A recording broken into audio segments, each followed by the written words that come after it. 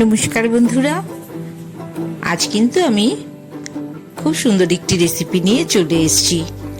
এখনো তো দেখে বুঝতে পারছো না, কাঁচকলার রেসিপি। কাঁচকলার পাতলা ঝোল খেতেও কিন্তু ভালো লাগে। এইরকম একটি রেসিপি হলে তো ছোট বড় সবারই ভীষণ পছন্দ হবে। কাঁচকলা ছোলার ডাল একটু দেখিয়ে দিলাম। আমি কিন্তু 3টে কাঁচা কলা ব্যবহার করব। সামনের দিকটা আর পেছনের দিকটা কেটে নিয়ে যেমন ভাবে কাঁচকলা কাটি আমরা সেভাবেই কিন্তু কেটে নিতে হবে। আমি একটু তোমাদের দেখিয়ে দিচ্ছি, তোমরা কিন্তু এইভাবেও স্ট্রিপ করে ছুলিয়ে নিতে পারো। কাঁচকলা কাটাটা একটু কিন্তু আমাদের একটু চাপ হয়ে যায়, অনেক সময় হাতে একটু কষ লেগে গিয়ে কালো দাগ হয়ে যায়। সেই জন্য কিন্তু আমরা একটু হাতে তেল মেখে নিই। আর এইভাবে করে যদি স্ট্রিপ করে একটুখানি করে নাও, তারপর হাত দিয়ে যদি এইরকম ছুলে নিতে পারো, এটা কিন্তু খুব সুন্দর একটা প্রসেস করে দেখতে পারো সবাই। আর না হলে বটি দিয়ে যেভাবে আমরা কাটি সেভাবে দা দিয়ে কেটে নিতে পারো।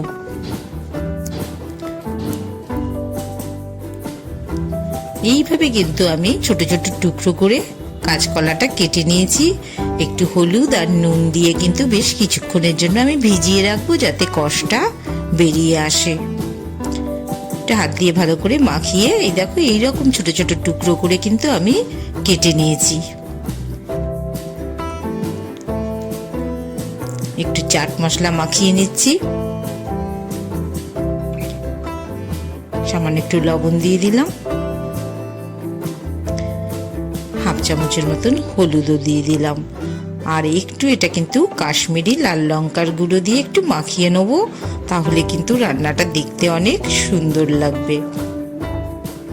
খুব ভালো করে কিন্তু এটা আমি মাখিয়ে নিচ্ছি। কড়াইতে একটু তেল দিয়ে দিলাম, এবার কিন্তু এগুলোকে ভালোভাবে ভেজে নেব।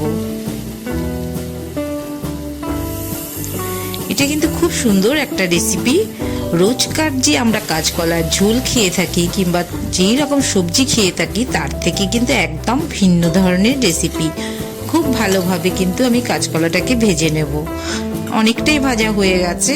এরপরে কিন্তু আমার গ্রেভির সাথে আর 20% বয়েলড হলেই হয়ে যাবে। ভাজাতেই অনেকটাই সেদ্ধ হয়ে গেছে। সামান্য একটু তেল দিয়ে দিলাম। আলুগুলো একটু নুন হলুদ দিয়ে ভেজে তুলে নিচ্ছি।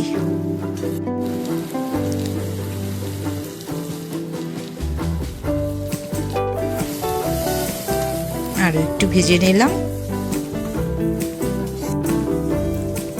একটা বাটির মধ্যে হাফ চামচ লবণ, হাফ চামচ হলুদ গুঁড়ো,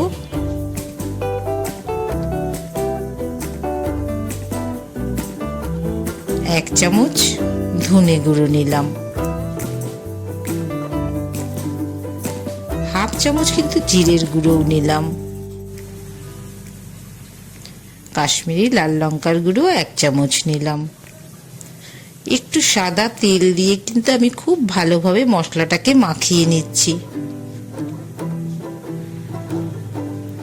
খুব ভালো করে মাখানো যখন হয়ে যাবে, তারপর সামান্য একটু জল দিয়ে কিন্তু আমি মশলাটাকে ভিজিয়ে নেব।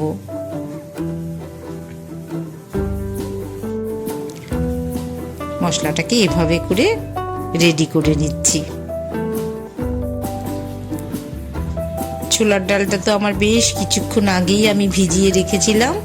আবারও একটু ধুয়ে নিয়ে আমি কিন্তু একটা প্রেসার কুকারে একটা তেজপাতা, একটু লবঙ্গ আর একটু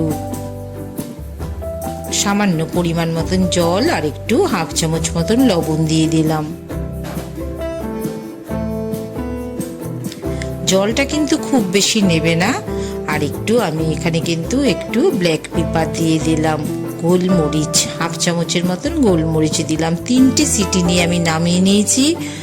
এবার হাফ চামচের মতন কড়াইতে কিন্তু বাটার দিয়ে দিলাম।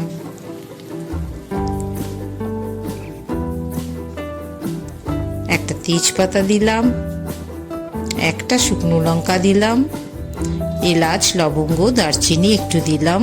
দারচিনিটা একটু কম দেবে, না হলে কিন্তু একটা উগ্র গন্ধ চলে আসে। একটু রাঁধুনি ফোড়ন দিলাম, 1/3 চামচ রাঁধুনি ফোড়ন দিলাম, আর 1/3 চামচ গোটা জিরে আর 1/3 চামচ ধনে দিলাম, 2টো কাঁচা লঙ্কা আর একটা বড় টমেটো।